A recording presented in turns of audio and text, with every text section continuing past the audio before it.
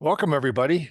This is Avoiding the Addiction Affliction, brought to you by Westwards Consulting and the Kenosha County Substance Abuse Coalition. I'm Mike McGowan. So don't ask why, but I came across my guest's TikTok by accident the other day, right? Caught my attention. First thing I heard him say was, "Is weed addictive?" And I suppose that's why it showed up on my TikTok feed. I'm just going to pick up the conversation from there. Walter Hendrickson lives in Phoenix, Arizona, where I grew up. Welcome, Walter. Thank you so much. I'm genuinely honored to be here. Well, that when I see your face and I see first words, "Is weed addictive?" And I went, okay, I'll listen for another 10 seconds. So take it from there. What are you trying to do? I guess at the end of the day, it became kind of a question of introspection. I think there was a lot of little seeds planted along the way that got me asking this question to myself. And I think it's been one I've kind of been wrestling with for a lot of years, but was just never really brave enough to confront. And it really was. I was kind of rolling a J. And I thought to myself, when was the last time I actually didn't smoke in a day? And I couldn't come up with an answer. And then I started thinking I remembered Dave Chappelle and Joe Rogan talking on Joe Rogan's podcast about this gentleman that would get addicted to things and then document himself coming off of them. And Dave Chappelle was like, and he can quit anytime he wants to. And I started thinking, like, could I quit weed if I wanted to? And I genuinely thought, because of the narrative that surrounds marijuana, that I could, like, that there would be no issue, that I would just stop and be able to walk forward, and it would not, take any amount of effort to do this, other than just finding a way to occupy my time.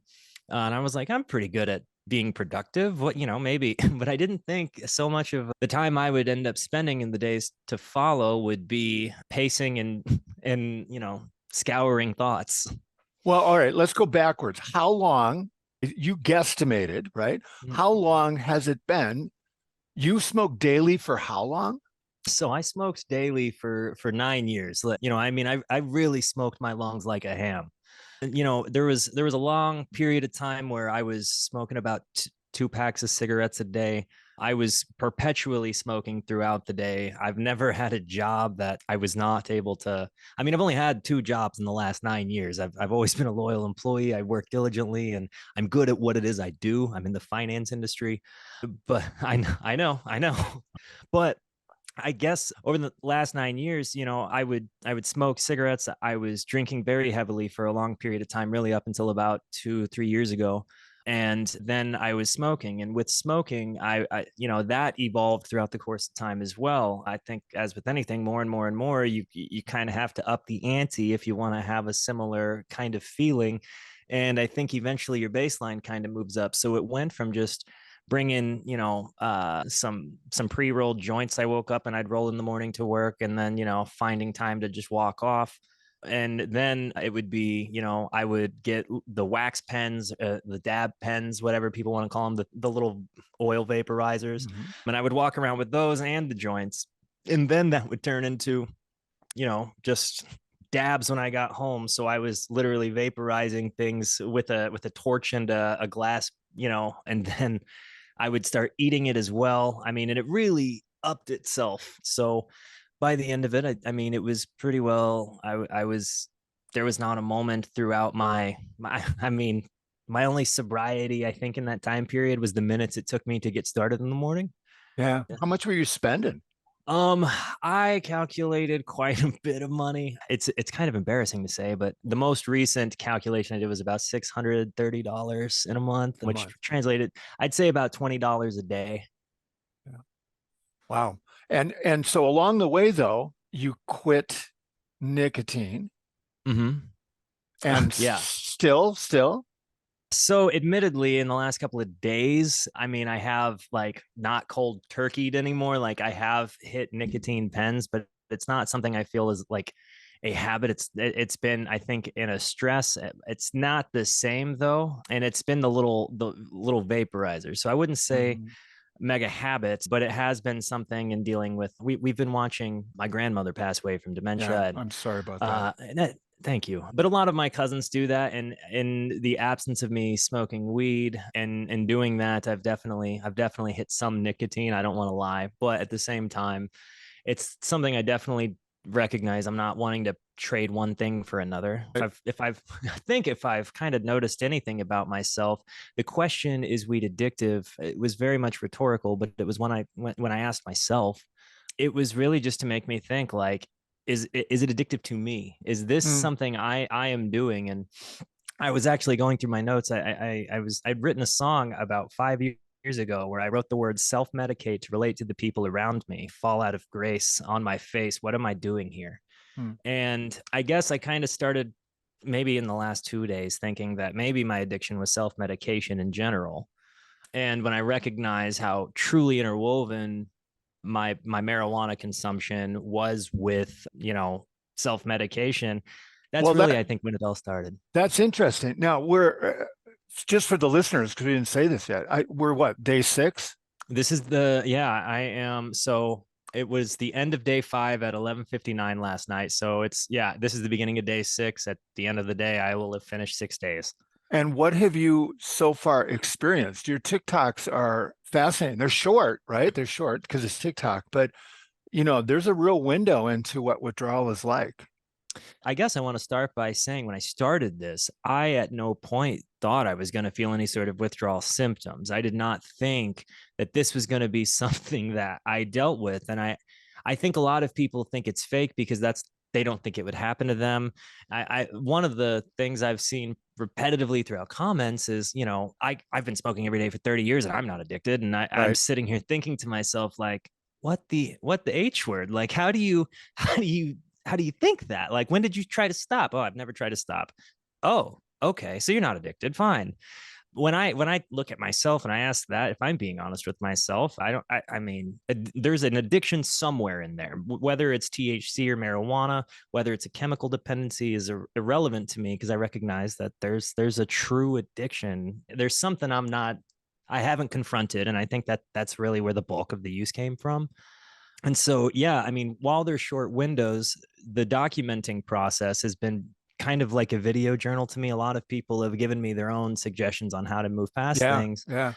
but there's a tremendous level of shame when you watch yourself writhe, and and you know that that was self-inflicted. And reading the comments and seeing all of the different narratives that people have, I mean, it really is a taboo question to the community. I mean, of stoner culture, it's an offensive one to some people, even to just ask it of yourself. And there's not a fair shake on it. Like, everybody wants to think because you're asking that of yourself, you're projecting whatever you decide your answer is to the world around you. And I've said this in my videos, but I will always be a proponent of marijuana because I do think marijuana versus potentially an opiate, is massively beneficial. I've heard anecdotal experiences all over the place from people who have said, I use it because I had an opiate addiction and now I don't, and it's much better than the pharmaceuticals. In relation to me, I didn't have that problem. So I don't think it's a fair comparison. I think we're looking at one apple and one orange when people are saying, well, it's better than something else. Like, well, okay, maybe, but I'm not dealing with that something else. I'm dealing with this. Well, and to say that it doesn't have any effect. I mean, what was your one today is interesting, but we'll get to that. What was your sleep like? Not existent. So it was kind of like, you ever fall asleep in the middle of the day, like you kind of have a nap, but you're aware of everything that's going on and you can kind of hear things, but you're in like a state of restfulness. Yeah. And while you wake up feeling a little bit refreshed, you know that that wasn't necessarily sleep so much as a rest. And I think that that's maybe been the best description I can give, is when I've tried to sleep, the first night and the second night and the third night were by far the worst. I mean, it was truly just running in a rat's wheel in my brain. Just, please sleep, please sleep, please sleep. We're going to work tomorrow. Please sleep, please sleep. And in the mornings, I've replaced my joint rolling with meditation, and so I take that 20 minutes, and I've just kind of been sitting in mindfulness. And while that's been helpful, a lot of times with mindfulness comes introspection. And when you're dealing Mm. with confronting yourself, that, I think that introspection can occasionally be a little bit volatile. And when you ask yourself hard questions, and if you're really dedicated to giving yourself honest answers, you don't always like the answers you find. And those are answers that when I would lay down to bed and I would be sitting there thinking to myself, like, all I have to do is smoke and I can sleep. All I have to do is smoke and I can sleep. And those words were almost on repeat in my brain like a song. And eventually you would end up kind of nodding to the point that you open your eyes and all of a sudden you're shivering like you cannot control, and you're shaking, and your whole body is wet. And it's because your whole body is wet, you're shivering even worse. And that was an experience that I mean, I'd experienced it kind of with smoking nicotine when I quit that. But whenever it came down to, you know, dealing with this, the shakes were far worse than I remember with quitting nicotine. And the emotional swings were also very, very much, because you wake up and you're like, I did this to myself. Yeah. And Well, Walter, when I used to run the treatment center, the last treatment center I ran before I started doing prevention stuff, when I get somebody in who was smoking daily, smoking weed mm, daily, after about 6 or 7 days, I'd walk past them in the hallway. I'd just look at them and say, "Weird dream last night, eh?" oh my gosh. How was your dream last night, Walter? So I'll explain this. I haven't I called my mom when I woke up because I was like, "Mom, I had a dream." And she was like, "Well, tell me about it." And so the dream, I don't know if you're familiar with the video game Mario Kart, but there's this level called Rainbow Road. And I ran cross country and track in high school and in college, and I am on a cross country race on the Rainbow Road, and all around me is this black abyss, and it's just me and all of these other athletes that are just running, and it's a straight uphill race. And I'm not in the shape I was when I was in college in the dream. I am Walter now. And I can remember feeling so out of shape and so ill equipped. And I'm trying to run and catch everybody. And I'm a very competitive person. I don't mean to be. That's just the way I'm wired. I grew up as the younger cousin trying to beat all of his older cousins at stuff. And, that's, I think, why I was the runner I was, because I had a mentality. But whenever I am running up this thing, I'm seeing all of these people and I'm trying to pass them. And I'm like, you know what? I don't care if I'm out of shape. I'm going to move past these people. And as I'm starting to move forward in the pack, I start hearing all of these jeers, and these jeers are the worst things I have ever heard in my whole life. There's no people anywhere other than the runners who are not communicating with me, but I'm literally hearing all of the worst things I hate about myself being screamed at me. And I'm looking around and I'm just seeing black abyss and rainbow, and it's a translucent rainbow that I'm running up the hill on. And I'm like, no, no, no, I'm gonna make it through. I'm gonna get up this. I'm gonna win this friggin' thing. I don't care I don't care that I'm out of shape right now. I don't care that I can't do this. And as I'm getting closer to the finish line, I'm also getting closer to the lead of the race, and I take the lead of the race, and I have this moment of excitement, and then I fall. And when I fall through the rainbow before the finish line. And I'm like, I go from, and as I'm like trying to get to first place, my breath is so strained that I'm like, I'm just going to hold my breath until I beat this guy. And I stop breathing. And I'm just like, no, you just got to go a little bit further. And I get so overwhelmed that it causes me to fall. And as I'm falling through this rainbow into a black abyss, I literally am just screaming, and I'm hearing all of the jeers as I'm going. And I wake up from the fear of falling. We'll let It's all the very vivid. therapists digest that for a minute. What is it? What does that tell you? What is this telling you? Day 6. What's this telling you Mm. about the weed in the brain?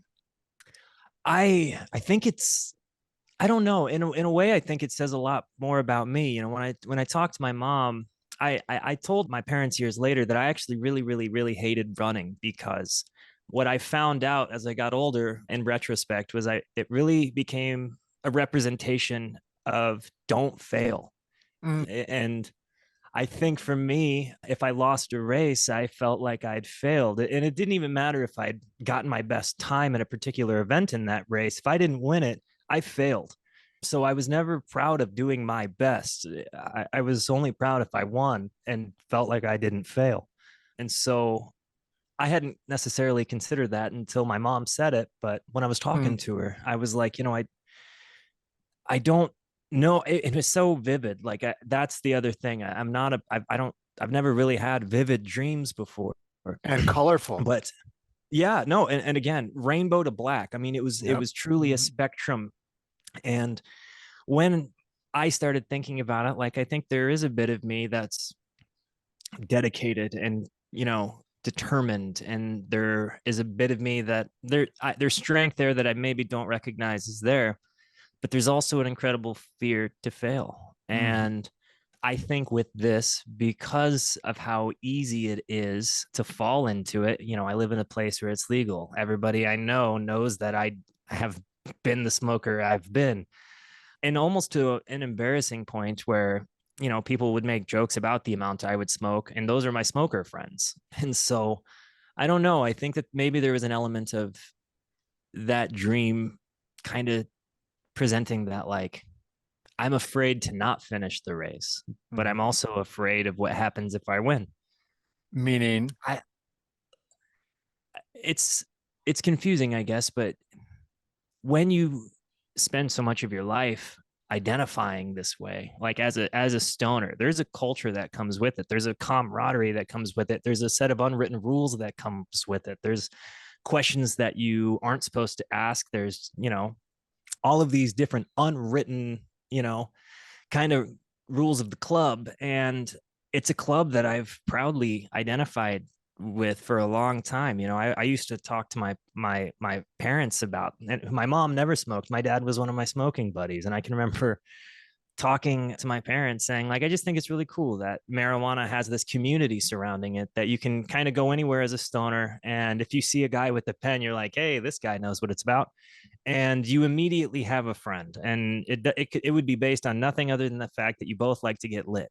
But that's something that I think maybe I'm a little bit afraid to lose. When you identify with something, I hate to say it, but marijuana has very much been a part of my identity. And I think for a long time, I would have said simple, if people asked me why I smoked, I'd have been like, oh, it helps me eat. I've dealt with anorexia for a really long time in my life, or, oh, it helps me with my anxiety.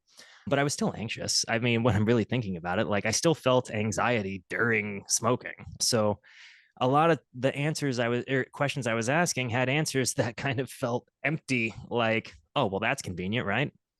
And I don't know. I think uh, there's a big fear of losing that community that you identify with. And there's also a fear that maybe you won't be accepted because you're a person that, deals with whatever you deal with. And you don't have that same kind of bandage that provides understanding from a community of people that you've, you know, grown to identify with. when you talk about community, when you read the comments under your TikToks, one of the things that struck me, you and I were talking about this just before we started this. There's going to be those people criticizing because you're criticizing their way of life rather than the drug. That's just the way Mm. they feel. But I was struck by how many supportive comments that you got are getting. And there's a I, huge community rooting for you right now. there really is. And, a lot of people have kind of asked me and commented, like, don't let the haters really get you down. And I'm kind of reminded of this story I heard of Larry David, the guy that wrote Curb Your Enthusiasm. He was talking about going to a Yankees game, and at that Yankees game, he gets put on the jumbotron, and 100,000 people cheer for him. And it's such a big night. He's happy, he's beaming, and he's walking to his car. And this guy pulls his car over, stops Larry as he's walking to his car, and he says, "Larry, you suck," and just drives away. And all of the people surrounding Larry said all Larry could focus on after 100,000 people cheering for him was the douche in the parking lot. Yeah. And when I started looking at my life that way, it kind of made a lot of sense. Like, don't let the guy that says you suck in, a sea of people that are really trying to support what you're doing, don't let that be the louder voice. And so, yeah, I think there was an element of that as I've kind of read through the comments. And also you realize, like, some people only see pieces, right? Some people don't see the whole thing. Some people just see day 6 or day 5, and they don't necessarily know the entirety of the journey. So I don't take it offensively whenever people say that. Like, there have been ones that some comments have smarted, I'm not going to lie. But I will also say that 95 to 5 people have been wonderful, Yep. supportive, and even to the point, like, I did not expect this to happen, but a lot of people have said, I'm going to do this with you, and have been posting their updates within the comments. And I definitely did not anticipate to do that. This whole thing started off as me just wanting to know what it was going to be like. When I realized I didn't know what my brain sounded like anymore without being baked. And I'd wired virtually my whole life to be able to kind of, you know, maneuver myself so I could get baked. So whenever that kind of all started happening, I think people saying that, they were in this with me made me feel less alone. And it made me realize that maybe there is also like a subculture within this community of stoners that are asking themselves the same questions. Like, am I self medicating, or what does my brain sound like, or when was the last time I didn't smoke? And I don't know, when I really couldn't come up with the answer of Mhm. when the last time I didn't smoke was. I really think that's why the question, is weed addictive, came. And I guess I kind of approached it through a Socratic methods, answering a question by asking a question. So, is weed addictive? Well, how long have you smoked? X amount of time. When was the last time you didn't smoke? I don't know. Why do you think that is? I don't know. Well, how do we find the answers? Well, we don't smoke. Well, what's that going to be like? And so there's all of these different, like I said, it was a whole bunch of different stair steps. My dad sobered up about 3 months ago, and he silently suffered. And he told me, I want to say 2 months in, we'd been talking the whole time, but he hadn't told me he had done that. Hmm. He lives in Michigan, and so he told me about 2 months in, son, I haven't smoked for about 2 months. And I got to tell you, man, I feel very clear. Mhm. Like I think differently. And I was like, oh yeah, okay, dad. Like, and part of me was even disappointed that I wasn't going to get to smoke with my dad. Like I can remember thinking like, he's going to be coming to Arizona and we're just going to be around each other. Like that was, and that kind of made me sad too when I started thinking about the fact that, like, wow, for me to enjoy my time with my dad, I have to be smoking with him. And kind of made me sad. Wow. Lots of And thoughts. yeah, well, and so then one of my buddies who I've smoked with a lot was like, I'm also not smoking. And he was a couple of weeks in, and this was maybe a month ago, and he's still not gone back to it.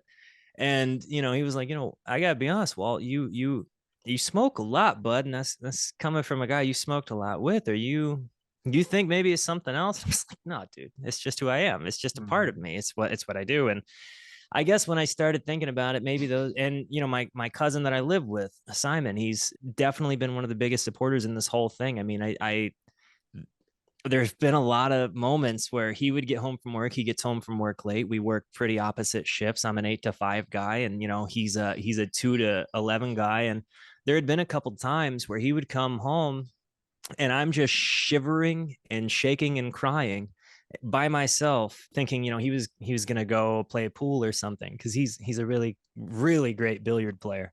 But he would come home and see me in just shambles. And he's a dude I smoke with a lot. But when I told him what I was wanting to do, he was like, anything I can do to support you. What you tell me what it is. I'm not going to quit. But if you need me to not smoke around you, if you need me to keep it away from you, I will. And so when he would come home and he would see me just falling apart, he would be like, what are you feeling, bud? Like, are you okay? Like, and even just hearing somebody from within my community looking at me and saying, a guy I smoked with every day saying like, buddy, you're never not high. Like, how Mhm. do you feel anything? And I don't know. Like I said, I think between those kind of three seeds planted, there was something that was going to come to fruition. And I think when I saw that there was maybe a little sprout to that idea, I decided maybe it was worth cultivating. Seed, sprouts, and cultivation. There's no puns in Yeah. there at all, is there? Well, talk about the feelings for a minute, if you don't mind. I know you're going through stuff with your grandma right now, but I thought that was an interesting comment you just made. What are you feeling when you're high? Well, what have you discovered about feelings now that you're not? Um, I think grief has been so crazy because I, I went through a divorce not long ago, well, a couple of years ago, and my ex-wife fell in love with one of my friends, and I can remember thinking that there was no worse pain than that. And a couple of weeks later, my best friend lost his dad, and I was with him when he took the phone call, and I watched him fall apart. And I can remember thinking, wow, like the way he's reacting to this is no different than the way I reacted or have been reacting towards my divorce. And in this scenario, in this season of life, both in that context, I was perpetually high. And in this context, I'm recognizing that this feeling of grief is so, there is a visceral difference between the way it's experienced, and it's much heavier, it's much more overwhelming, it's much more on your mind. And at the same time, there's a level that you're kind of able to intellectualize it in a way that doesn't just feel like this sucks. I hate what is happening right now.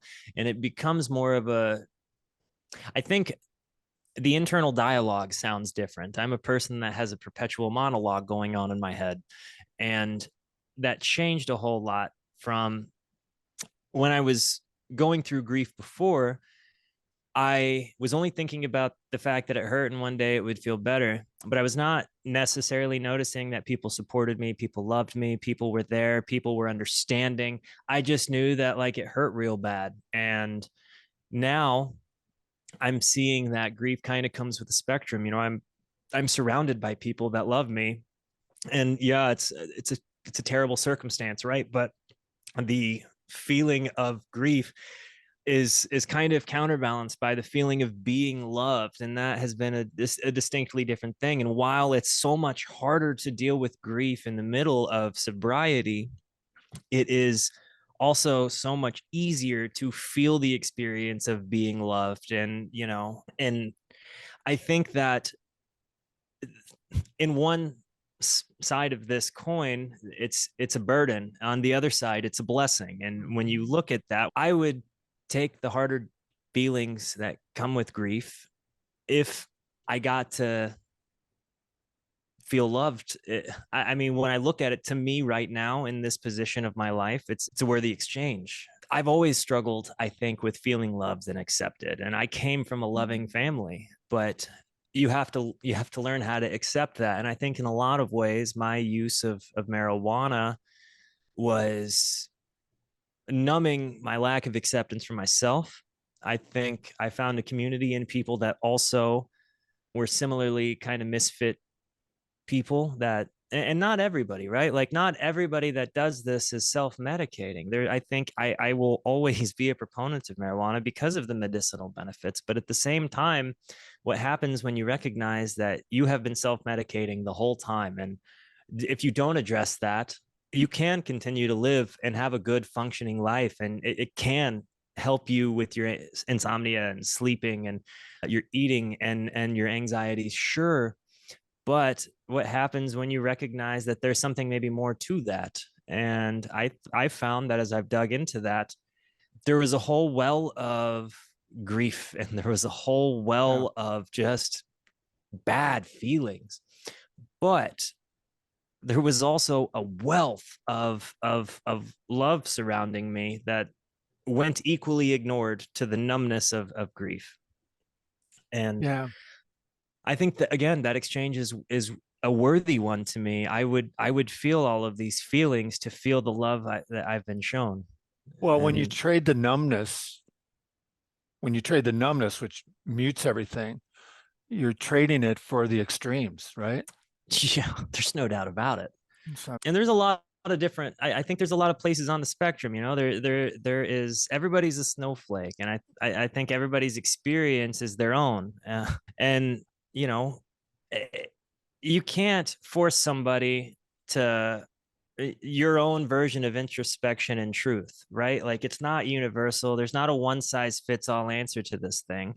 And that's something that I'm repetitively finding out. I see a lot of people say, like, I use weed for my chronic pain and I came from opiates. And I have time and time again, when I see that comment, tell them, don't fix what isn't broken. Like I applaud and commend you because admittedly, like I would imagine opiates do a much better job at eliminating pain. I don't know. I've never taken weed for pain. I've just mhm. taken it because I liked it. So I notice those of you who are listening that we're not talking about the future here. This is a one day at a time thing, right? And Yep. every day, if you go onto his TikTok, and I would invite you to do day one, then do day two. It doesn't take long. And just the range of things you've experienced in the first week are worth listening to. You want to come back on again down the road a little bit? I would be honored. I'm still kind of seeing what this journey is going to be. I haven't decided if I'm going to return to I to know. Yeah. smoking again or anything like that, but no matter what happens at this point, I've recognized that my relationship with it will be different, and I'm absolutely happy to talk the update. Yeah, nobody knows, right? And sometimes it's just like you said with the nicotine, you take a hitter here or there.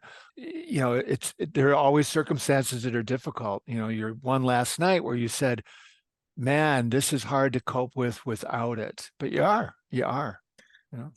And it is hard, I'm not gonna lie, but and I Mhm. appreciate that affirmation, because there is, for anybody that decides that this is something that they want to try, there will constantly be that voice in your head that's like, this would be a lot easier if you just smoked, and you're going to see every scenario in your life that you would have smoked otherwise, and that's going to be right up and in your face. And again, like a rat on a wheel, sometimes my brain feels like, why do I keep coming back to this? Like, why do I keep saying I want to do this? And so I would just challenge anybody that if that is something that you are hearing going down in your brain, just recognize that that's normal. And normal is normal, right? Walt, this has been just terrific. You're a great guy to talk to. I really appreciate it. And for those of you who are looking at this on our YouTube channel, he just happens to be wearing a really cool Bowie shirt. So you can't Ziggy go wrong with that. Stardust. Yes, which I listen to monthly. If I'm down a little bit, nothing like that album to bring you up. I really think it's his best work. I mean, I to me that is definitive Bowie. Well, before we get into another YouTube channel, stop it. Well, we're gonna wish you the best and tell you we're rooting for you with the thousands of other people there. And I'll contact you again down the road. And let's do this again, regardless of how it turns out. But in the meantime, you have Don't our threaten thoughts me and with a good prayers. time. Thanks to Walt for doing this. And for those of you listening, thanks for listening. Listen in next time and stay safe and challenge yourself to experience all the ends of the continuum.